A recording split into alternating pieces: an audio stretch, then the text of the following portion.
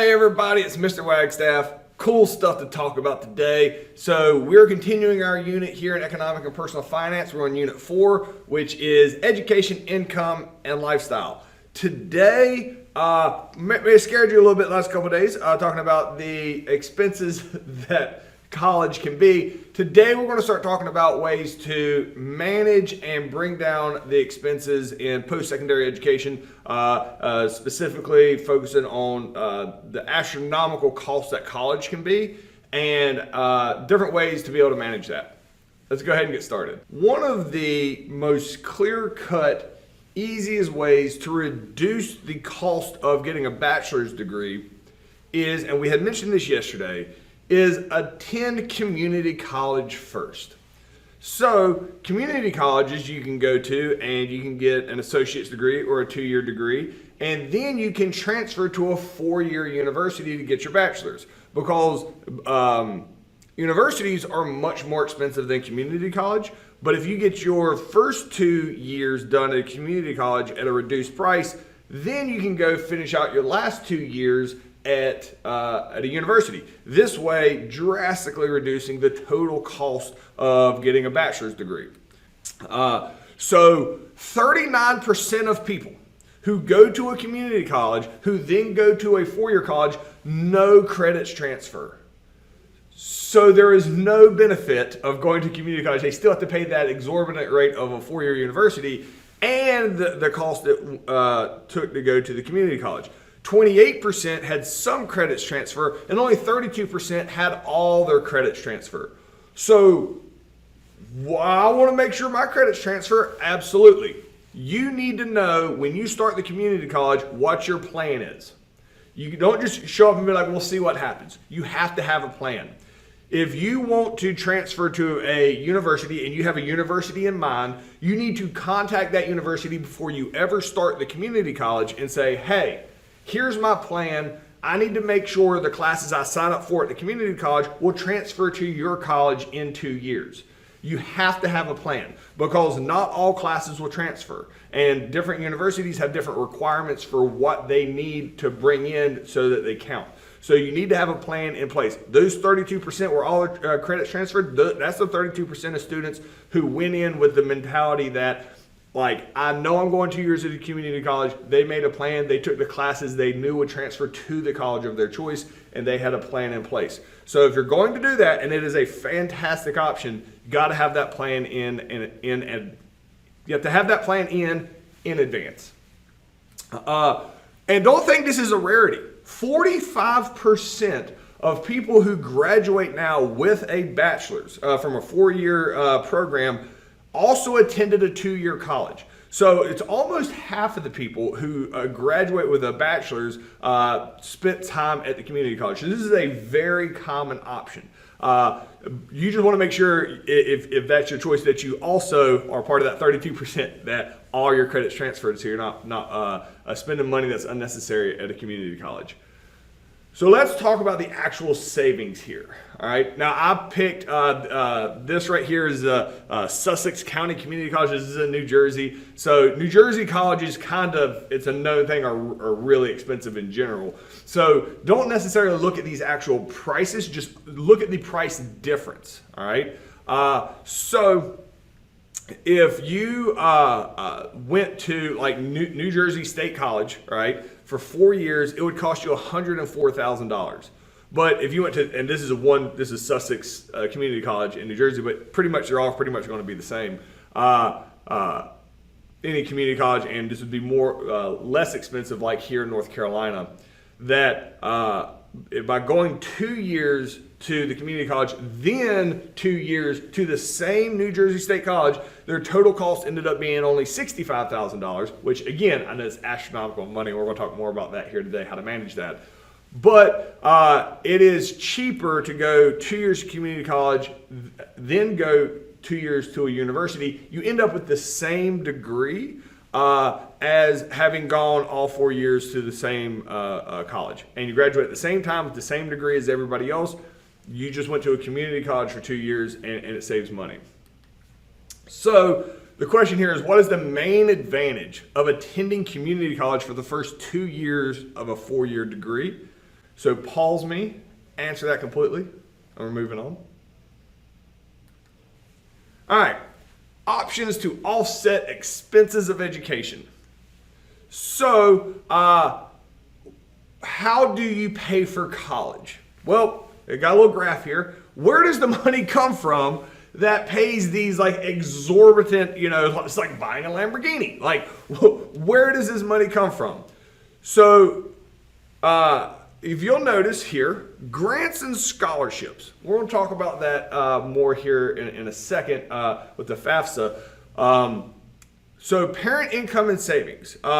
Parents that have the ability to contribute to their kids' education commonly do. We're actually going to start talking about today something called a 529 plan, which if your parents don't have a 529 plan for you, it's probably a little too late at this point if you're watching this for it to benefit you.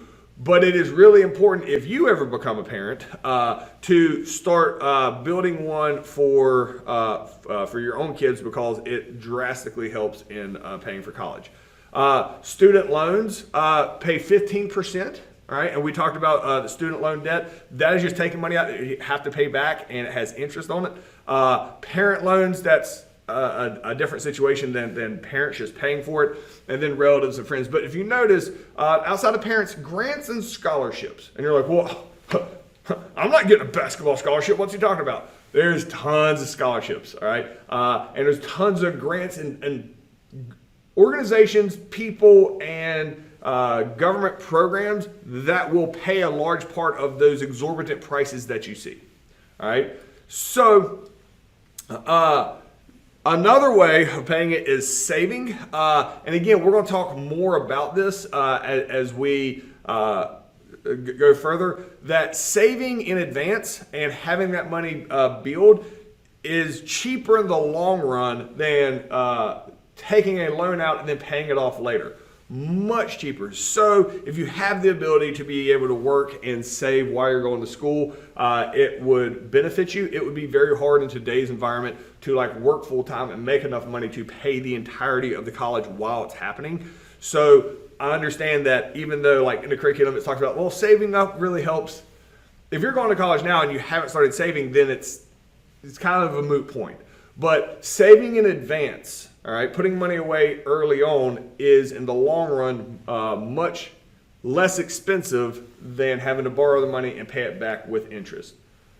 However, something that is functioning and is helpful is online learning. So there are virtual classes and a lot of online programs in college that, since you're just paying for the professors and all that, you're not paying for a lot of the other campus experience, the tuition is actually lower, all right? Because tuition also pays for like the entire campus environment. So a lot of times online classes are the same quality, but it's cheaper. So online classes, and I got my master's online through University of North Carolina at Wilmington. I still went in the summertime and met my professors. This is actually, I started that pre-COVID, before I ever started virtual. I'd never done anything online. I was like, online, and it was a very affordable program for teachers to get my master's in history and historiography from the University of North Carolina at Wilmington. It's legitly difficult. So it was a ton of reading. I was concerned that what if it doesn't feel like real college, or I'm not challenged. That was not the case. It is a very, very good experience. I will say that it does require you to be very self-motivated and organized and staying on top of stuff. College is like that as well, but even more so in the online format. So it is absolutely an option, and it is a cheaper option if certain universities offer that. But it is still very, very rigorous, and you have to be a very self-motivated person to be highly successful there. There's another thing here, and this I know is going to seem like a whole bunch of nothing to you, but this is very helpful. There are tax credits that help with college. When you file your taxes, if you're a full-time student, pretty much any money that you made throughout the year you've been paying taxes on if you get a W-2. We'll talk all about that in a later unit. as a full-time student, you get a lot of that money back. And so tax credits are beneficial because you get money back at tax time because you're in college. And the idea is that the government is encouraging, they want people to get higher degrees, so they give them these tax breaks to get money back, which is supposed to help pay for college. So while the taxes themselves aren't paying for it in this format, you are getting money back at tax time in order to, in theory, go towards your school. So there are tax credits that if you are a full-time student, you get tax breaks. Also, if you're paying on student loans, the interest on those student loans are tax deductible. There's also some benefits with the 529 savings plan that we're getting ready to get to here in a minute. But tax credits are really important and provided by the government specifically because the government encourages people to get a higher education because it's higher earning potentials, more taxes for the government with higher earning potential. But the tax breaks are specifically designed in order to encourage people to achieve higher education for post-secondary needs. So the question here is, how does providing tax credits for post-secondary education expenses encourage people to pursue higher education? So pause me, answer that completely. We're moving on. All right. When you decide to go to college, or whatever education it is you decide to pursue after college or after high school, you have to choose your path with the end in mind. All right. You need what's called an ROI, return on investment. If you're going to spend a whole truckload of money on an education, that education better make you money. All right. So I got a little graph here to be realistic about it. All right. Here's how long it takes until you start getting returns on the degree. Meaning, after you get the degree and after you pay off your loans, like say it costs you $160,000, all right, to get a bachelor's degree, and that's on the high end. I keep using that really, really high number. It's usually I want to say at East Carolina University right now, it's about $21,000 a year all in, room and board, tuition, all that as of 2023. You're looking about $84,000 for a 4-year degree. I use the term 160 because they throw that out sometimes with private colleges, but we'll go with East Carolina's numbers because I know those. We will say East Carolina at $84,000. What this graph means is after you graduate from college, that after 15 years, you are making a whole lot of extra money because of that degree. So during that 15 years, what you're doing is you are making at least $80-some thousand over the course of 15 years, in addition to what it would have cost to not have had that. All right. So a little bit confusing. It doesn't mean you're not making any money for 15 years. It basically means for 15 years, you are paying off your debt. And after 15 years, it's pure profit time. To you right now, 15 years seems like an eternity. That's your age. I assume I'm talking to high school juniors and seniors right now. 15 years seems like an absolute eternity. You're like, 15 years? I graduate college, I'm going to be like mid-30s. That's old as dirt. Yeah, I thought the same thing at your age. And then I turned into that. And I don't feel like I'm that old.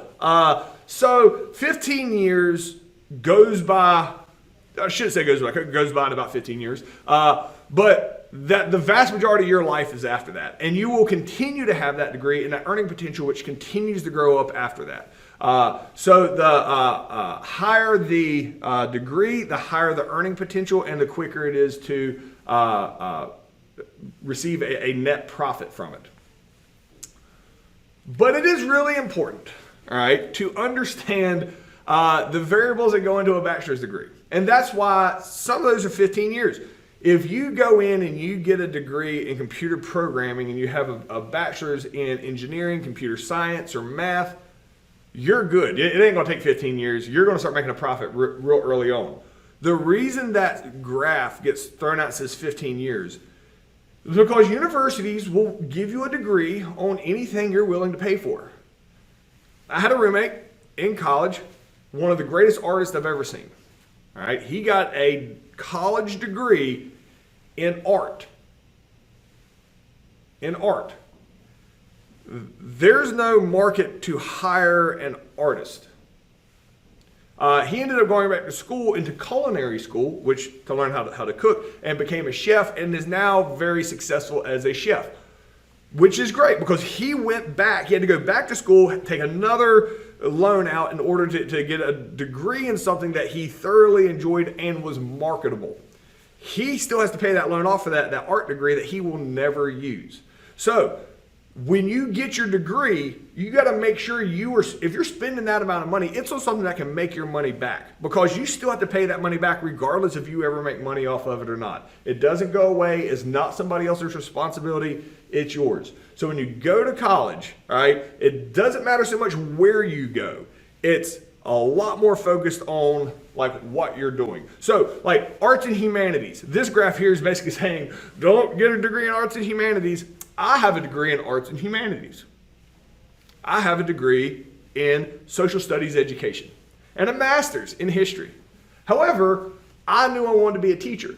That is what you do with that degree. If I didn't want to be a teacher, getting that degree would be silly. There's not a lot else I can do with that degree.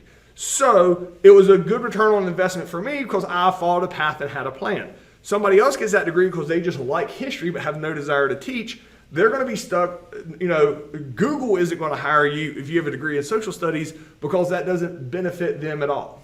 All right. Also, and this is a really interesting graph here if you could understand what it is. So the further to the right, left and right here, all right, is how much it costs to go to college, how much money that you spent. All right. And up and down is how much money you make based on that college. All right. So if you notice that you got some blue dots way high, some red dots way high, you got some yellow dots, they're kind of equal. And those are all, people that are making over $1 million over that time span. Those are all paid very different costs for their college. Some of those are out-of-state public schools. Some of those are private universities. Some of those are, like the blue ones is public in-state. Cheapest option to get a bachelor's. They all pretty much make the same amount of money.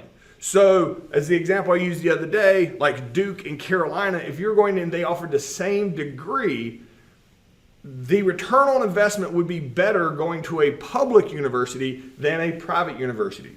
There are benefits to private universities, such as more hands-on, more student-focused and things like that. But as far as return on investment, it is less expensive to go to a public university that is partially financed with tax dollars than it would be to go to a private university, since the job and the degree pretty much will make the same once you get out. You'll just have more debt. Speaking of student debt, so you have to take out a loan, all right?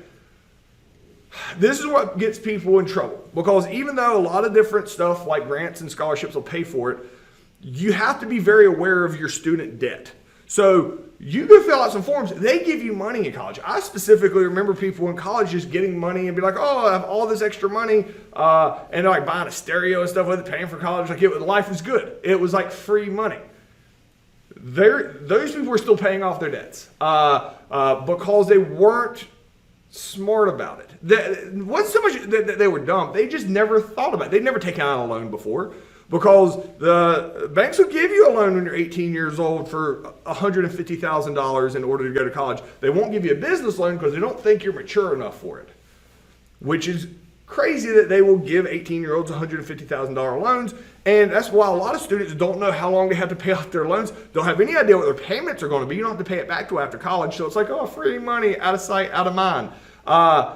And not understanding and really understanding the finances and how to pay it off and having a plan based on what job am I going to get and how am I going to pay it back can be detrimental to student loans. Because I would imagine somebody that has a ton of student loan debt right now, and they had no plan when they took out their loans on how they were planning on paying it back. That was future them problems. Then when they became future them, then this is ridiculous, like how am I supposed to do this? But it was their decision to make it. So you need to have a plan Specifically, how are you going to get a return on investment? If you're going to take the loan out, what is the process to achieving a degree to get a job in order to be able to pay this off? I would strongly encourage you not taking a student loan out until you have a plan of how that's going to get paid back. So the question here is, what should a student consider when choosing a college degree to ensure they're getting a good return on investment? And I'll clarify it again here. If you're going to spend $100,000 on a college degree, it better give you a job which is going to give you enough income to pay off that loan and live a more comfortable lifestyle. Don't go getting a degree in something that is not marketable, like art necessarily. And again, there's exceptions to every rule. But like art, that is not a good return on investment because you're not going to make any money off of that degree in a broad sense. I'm sure, I'm going to say that someone's going to be like, well, so-and-so makes $30 billion a year and they have an art degree. There's exceptions to everything. Generally speaking, art degrees do not provide a solid return on investment. Now, if you're independently wealthy, have at it. All right, so let's talk about some financial aid and savings plan. How do you pay for it? So I showed you a graph, like 30% of the cost of college is paid for with grants and scholarships. And you're like, I'm not an athlete. How am I going to get a scholarship? Oh, well, there are tons and tons and tons of options. All right. So almost everybody gets something, but you have to do paperwork. And there's one very important tent pole that comes into the paperwork, and it's called the Free Application for Federal Student Aid, FAFSA. All right. It's literally an application. All right. If you're like, you can probably do these online. Contact your guidance counselor at the high school. They will walk you through this. That's a big part of what they do. So what you do is you fill out this form with all your information. Your parents probably sit down and fill it out too, in which they basically fill out this form and give it to the government. The government determines like how much money you got, right? So if you're a billionaire, all right, the government's going to know that. If you also don't have a lot of money, the government's going to know that, and they base it off of previous tax returns, off of your parents and yourself if you're old enough. So you're basically filling this out, giving it to the government, and the government is basically assessing how much money you have in order to be able to pay for college. Right? If you have money, if you don't have money, the government knows that based on your tax returns. And the government, from the FAFSA forms, gives you information that you can give to colleges. So the government has validated whether you do or do not have money, all right, through the FAFSA form. You give that official information from the government to the college. The colleges then determine, based on grants and scholarships and stuff, how much they're able to help you pay for college if you can't pay for it in its entirety. Very few people can pay for college in their entirety. So even if you are independently wealthy, you're probably going to get some type of money from a program, a grant, a scholarship. But it all starts with filling out the FAFSA form. And the government basically validates your financial situation, and then you give that information to the colleges so that they can put together a package for you, and it can vary drastically. So obviously, like private universities that are more expensive can probably give you more money than public universities, but at the end of the day, you still have to decide, like, they're probably not going to pay for all of it, and how are you going to make up that gap? Another thing here to pay for college, and if this is brand new to you, this is probably not helpful now, but it is great for your kids because it is a long-term investment plan. It's called 529 college savings plans. You're like, what happened to 528 and 530? Those are, why it's called a random number, I don't have that information for you. It's the 529 college savings plan. So, and every state has their own version. You can invest in other states. Like I got them for my kids. Mine's based in Alaska. I liked Alaska's. So 529 college savings plans are like this. Like all savings plan and investment stuff, you put in a little bit of money you consistently, and it grows really fast. So if you put in $250 a month, all right, at 18 years, that is worth $87,000, which if you're like trying to do the math, like how much would that normally be? here's another example. So if you put $45,000 in, all right, which would be $2,500 per year, which is actually a little less than $2,500 a month. So putting it in a savings account, you would gain like $387 on that. If you put it in a 529, it would almost double. Now, 529s are really specific by the government. So 529 plans, all right, are not taxed if they're used for education. So the government loves to tax people. We're going to talk more about that as this course goes on. Typically, this investment income, like this $36,000, would be heavily taxed. So the $45,000 you put in, that's your money. You don't get taxed on that. But at $36,000 in this scenario, that gets taxed heavily because that is a return on investment. That is investment income. However, 529 is a big loophole. It's not a loophole. It's designed like this. You're not sneaking around anything. If you use that money for college, it is tax-free. You don't get taxed on it at all. That is your money. You have $81,900 to spend on college. 529 college savings plans are the only investment opportunity that the government does not tax. So 529 plans are really, really beneficial to if you get older, you have kids, and you want to start a college fund for them, starting it early and just putting a little bit in. So if you put $45,000 in over time, I wish I should have got a graph here. Like putting $10,000 in when they were like 1, which I know, who has $10,000, is you will have way more money than if you waited until they were 15 and put $45,000 in. Like way more money because it grows. So it's really important to start those 529 accounts early, because it's a long-term growth thing. They're very secure and a very good return on investment. So the question here is, how does the FAFSA and 529 accounts help students pay for college? So pause me, answer that completely. We're moving on. All right, last thing here. This is pretty straightforward. There's AP classes and community college dual enrollment.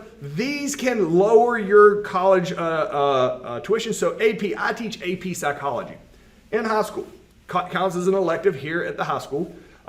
Students take the class. They are going to take an AP exam. It is a college. So AP classes are accredited by universities and it's a company called College Board. Students that take my AP class take the AP exam and score a 3, 4, or 5 on it. And you're scored between a 1 and a 5. Score a 3, 4, or 5, get college credit for my class and high school credit simultaneously. What that means is those students can start college having to take one less class. And as many AP classes as they take and can pass that AP exam, those are less college classes they have to take, but they already have credit towards it. So if you take enough AP classes in high school, you could almost cut off a whole year of college for free, which, as we've seen, is a ton of money. Not only are there AP exams that can help lower the tuition, but there's also something called dual enrollment in college and high school at the same time. What this means is you can take classes at a community college that while you're in high school, it usually uses juniors and seniors, that count as both high school credit and college credit. It's like taking AP classes. So by doing this, and if you take it for multiple years, you can get a huge head start on college. And those are courses that you don't have to pay for in college, and you can take them pretty much for free in high school. And you can see this is a graph of skyrocketing amount of people that are taking a dual enrollment in high school now over the years, because people are taking advantage of this. This is one way of lowering the college debt, is to get some of the college out of the way in high school when it's free, and then you go to college for less amount of time. You can see here that a lot of people who go to dual enrollment end up being successful in college. There's clearly people who graduate high school after being dual enrolled and don't pursue any post-secondary education, but the vast majority here are successful for doing dual enrollment, which works similar to the same way AP classes do that are at the high school. So the question here is, how does AP courses and community college dual enrollment impact the cost of college? So pause me, answer that completely. See you guys tomorrow.